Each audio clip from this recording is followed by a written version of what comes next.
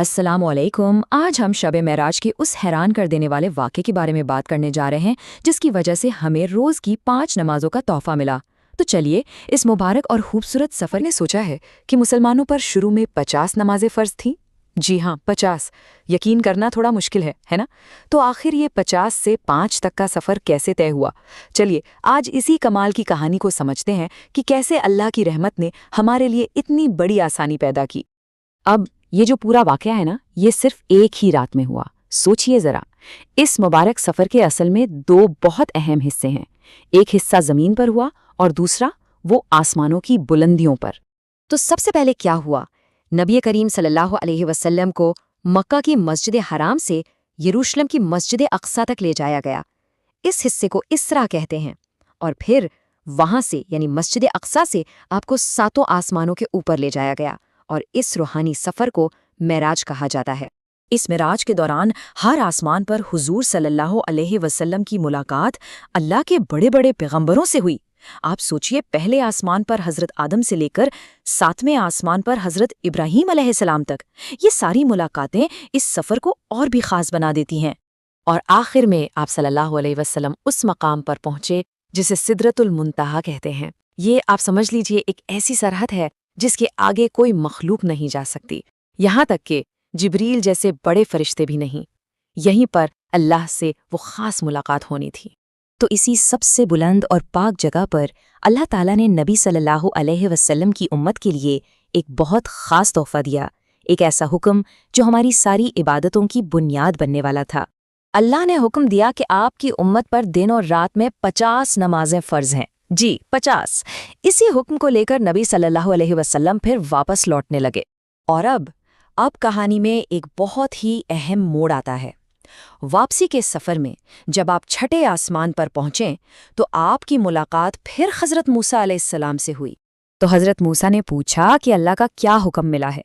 जब उन्हें 50 नमाजों का पता चला तो उन्होंने अपने तजुर्बे से फ़ौरन कहा, नहीं, आपकी उम्मत के लिए ये मुमकिन नहीं होगा। उन्होंने मशवरा दिया कि आप वापस जाइए और अल्लाह से इसमें कमी करने की गुजारिश करें। अब देखिए, हज़रत मूसा अलैहिस्सलाम की इस सलाह पर और अपनी उम्मत के लिए जो बेपनाह मोहब्बत थी, उसकी वजह से हुजूर सल्लल्लाहु अलैहि वसल्लम अल्लाह के दरबार में दोबारा हाजिर हुए और नमाजों में कमी की दरख्वास्त की। अल्लाह ताला ने अपनी रहमत से 10 नमाजें कम कर दीं। अब रह गईं 40। लेकिन ये सिलसिला अभी यहीं ख़त्म नहीं हुआ था। नबी सल्लल्लाहु अलैहि वसल्लम वापस आए, फिर हज़रत मूसा से मिले और उन्होंने फिर से कहा कि और कमी करवाइए। तो ये आना जाना कई बार हुआ। हर बार नबी सल्लल्लाहु अलैहि वसल्लम अपनी उम्मत के लिए रहम की अपील करते और हर बार अल्लाह अपनी रहमत से नमाजों की तादाद को और कम कर देता। तो देखिए, ये जो कमी हुई ना, ये एक झटके में नहीं हुई। पहले 50 से 40 हुई, फिर 40 से 30, फिर 20, फिर 10 और आखिरकार 5। सुभान अल्लाह, ये अल्लाह की रहमत का बार बार जाहिर होना था। जब नमाजें सिर्फ 5 रह गईं, हज़रत मूसा ने एक बार फिर यही मशवरा दिया कि और कमी करवा लें। इस पर हमारे नबी करीम सल्लल्लाहु अलैहि वसल्लम ने फरमाया, अब मुझे अपने रब से और सवाल करते हुए शर्म आती है, मैं इस पर राज़ी हूँ। और बस यहीं पर अल्लाह ने अपनी उम्मत के लिए सबसे बड़ा इनाम, सबसे बड़ी आसानी का ऐलान किया।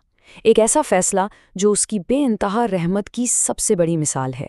तब अल्लाह की तरफ से एक आवाज़ आई, ए मोहम्मद, ये होंगी तो 5 नमाजें, लेकिन इनका सवाब पूरी 50 का ही दिया जाएगा, क्योंकि मेरा कहा हुआ लफ्ज़ कभी नहीं बदलता। तो देखिए कितनी खूबसूरत बात है ये। हमारे ऊपर अमल तो सिर्फ 5 नमाजों का है, लेकिन जब अल्लाह हमें इसका इनाम देगा तो वो पूरी की पूरी 50 नमाजों के बराबर होगा। सुभान अल्लाह, क्या शान है हमारे रब की। सच पूछिए तो ये इस उम्मत के लिए अल्लाह की तरफ से सबसे बड़ी नेमत और सबसे बड़ी आसानी है। उसने हम पर से बोझ कम कर दिया, लेकिन हमारे इनाम में उसमें ज़रा भी कमी नहीं की। तो यहाँ आकर एक सवाल उठता है ना, कि जब अल्लाह ने 50 से घटाकर 5 नमाजों का ये आसान तोहफ़ा दिया और सवाब भी पूरा का पूरा रखा, तो हम इस तोहफ़े की कितनी कद्र करते हैं? ये सवाल मैं आप पर छोड़ता हूँ। ये सवाल हम सबको अपने आप से पूछना चाहिए।